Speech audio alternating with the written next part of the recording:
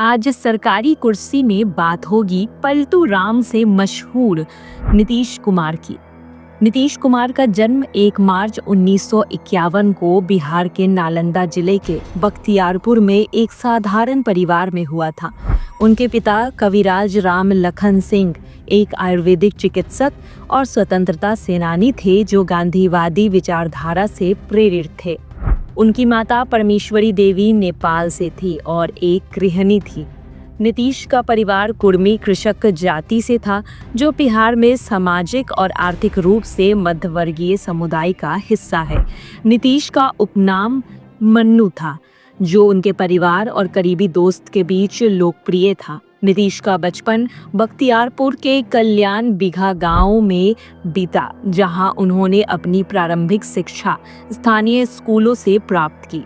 उन्होंने Bihar college of engineering वर्तमान में NIT पटना से इलेक्ट्रॉनिकल इंजीनियरिंग में डिग्री हासिल की। जब 1972 में नीतीश कुमार की डिग्री कंप्लीट हुई, उसके बाद नीतीश ने स्टेट इलेक्ट्रिसिटी बोर्ड में नौकरी शुरू की, लेकिन उनका मन इस नौकरी में नहीं लगा।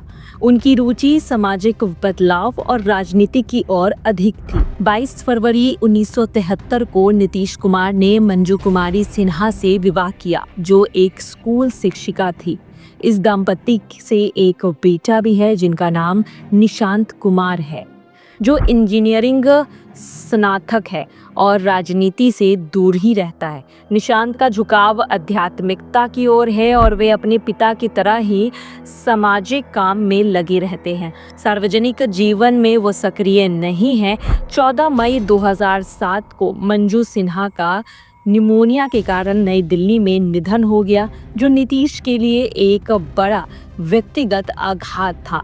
मंजू की याद में नीतीश ने कंकरबाग में एक पार्क बनवाया जिसका नाम उनकी पत्नी के नाम पर ही रखा गया। अगर बात करें राजनीतिक में शुरुआत की तो नीतीश कुमार 1970 के दशक से जयप्रकाश नारायण के आंदोलन से प्रेरित होकर राजनीति में प्रवेश कर रहे थे।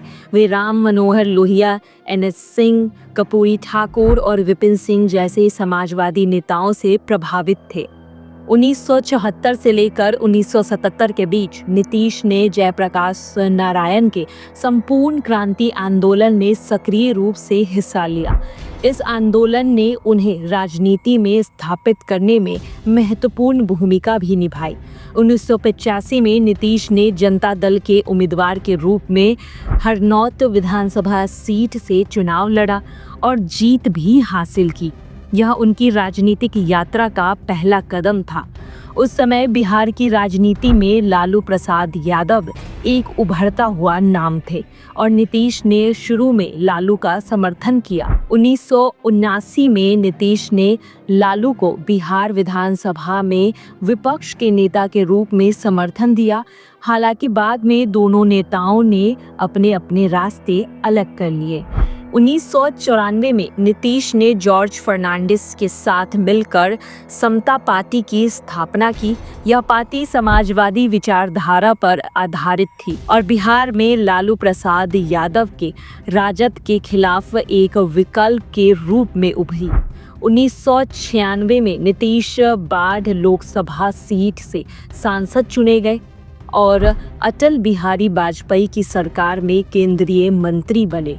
उन्होंने रेलवे, सड़क परिवहन और कृषि जैसे महत्वपूर्ण मंत्रालयों में काम किया। 1999 में हुए गैसल रेल हादसे के बाद नीतीश ने नैतिक जिम्मेदारी लेते हुए रेल मंत्री के पद से इस्तीफा दे दिया, जो उनकी ईमानदारी और जिम्मेदारी का प्रतीक था। 2013 में समता पार्टी का जनता दल यूनाइटेड में विलय हो गया और नीतीश इसकी कमान संभालने वाले नेता बने। उनकी छवि एक शांत, मृदुभाषी और कुशल प्रशासक के रूप में थी, जो उन्हें बिहार की राजनीति में एक अलग ही पहचान देती थी। 2005 में नीतीश कुमार ने NDA गठबंधन भाजपा के साथ बिहार विधानसभा चुनाव में जीत हासिल की और पहली बार बिहार के मुख्यमंत्री भी बने।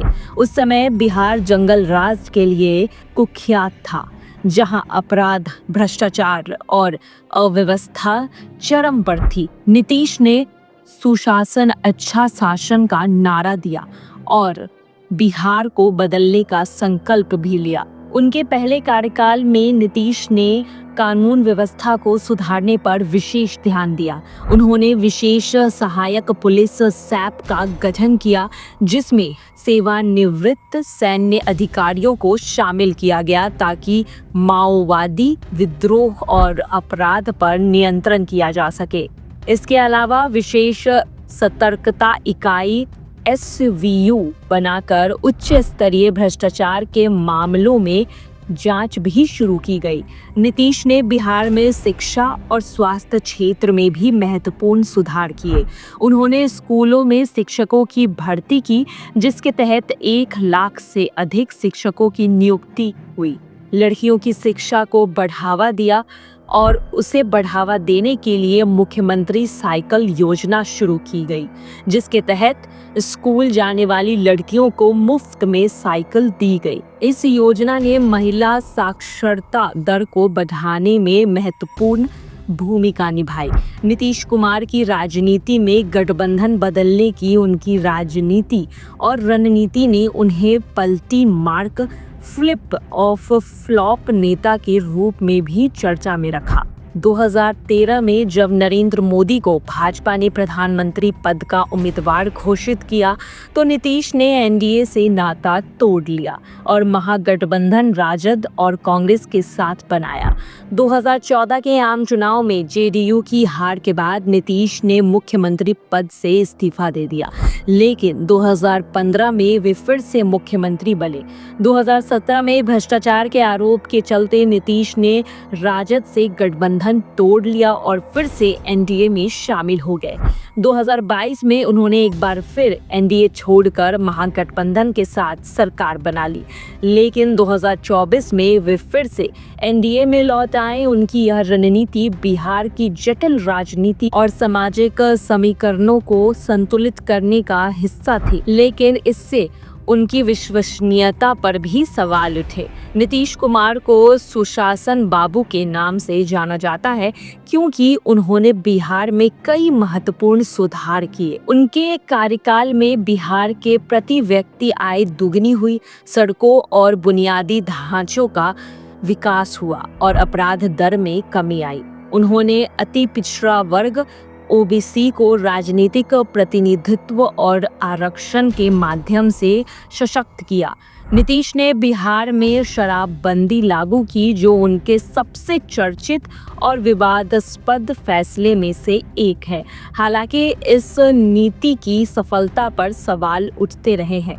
इसके अलावा उन्होंने बिहार में बिजली आपूर्ति में सुधार किया और किसानों को कृषि के लिए बिजली कनेक्शन प्रदान करने पर जोर भी दिया। नीतीश कुमार अपनी मृदुभाषी और सौम्य शैली के लिए जाने जाते हैं। वे लालू प्रसाद यादव जैसे करिश्माई नेताओं की तुलना में अधिक संयमित और प्रशासनिक दृष्टिकोण रखते हैं। उनकी नेतृत्व शैली में नीति निर्माण और कार्यान्वयन पर जोर दिया जाता है। नीतीश ने हमेशा धर्मनिरपेक्षता और सामाजिक समावेशिता की वकालत की है, जिसके कारण उनकी छवि एक प्रगतिशील नेता की रही है। नीतीश कुमार की रणनीति के बार बार गठबंधन बदलने की वजह से उनके विश्वसनीयता पर सवाल उठते रहे हैं। कुछ लोग उन्हें अवसरवादी मानते हैं, जबकि उनके समर्थन में कई सारे लोग हैं, कई सारे समर्थक हैं जो बिहार के हित में ये रणनीतिक कदम बताते हैं। इसके अलावा बिहार में बेरोजगारी और पलायन जैसी समस्याएं अब भी चुनौती बनी हुई है, जिसके लिए उनकी सरकार की आलोचना होती रहती है। नीतीश कुमार की कहानी एक साधारण गांव के लड़के से बिहार ने सबसे लंबे समय तक मुख्यमंत्री रहने वाले नेताओं की प्रेरणादायक यात्रा में से एक है। उनके नेतृत्व में बिहार को जंगल राज्य से सुशासन की ओर ले जाने में महत्वपूर्ण भूमिका निभाई है। हालांकि उनकी गठबंधन राजनीति और कुछ नीतियों पर विवाद ने उनके करियर को जटिल बनाया है, फिर भी नीतीश कुमार बिहार की राजनीति में एक मजबूत और प्रभावशाली व्यक्तित्व बने हुए हैं।